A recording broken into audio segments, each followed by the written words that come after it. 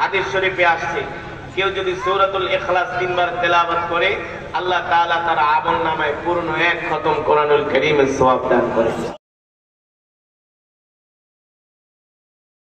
বিসমিল্লাহির রহমানির রহিম। কুল হুয়াল্লাহু আহাদ আল্লাহুস সামাদ লাম ইয়ালিদ ওয়া লাম ইউলাদ ওয়া লাম ইয়াকুল লাহু কুফুয়ান আহাদ। বিসমিল্লাহির রহমানির রহিম।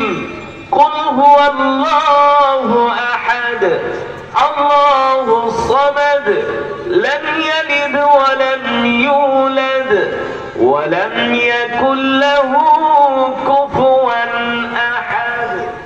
বিসমিল্লাহির রহমানির রহিম।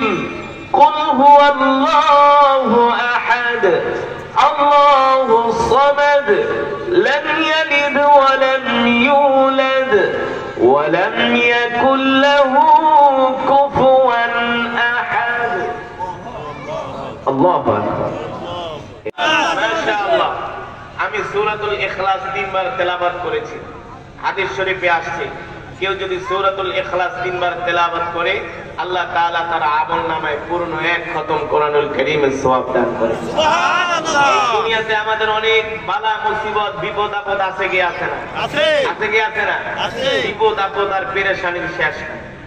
একটার পর একটা পেরেশানি লেগে আছে, ঠিক কিনা বলেন? ঠিক। কেউ যদি সূরাতুল ইখলাসকে সঙ্গী করে নেয় আল্লাহ রাসূল বলেন আল্লাহ তাআলা তার সমস্ত বালা মুসিবতগুলো দূর করে দেয়। সুবহানাল্লাহ। সুবহানাল্লাহ।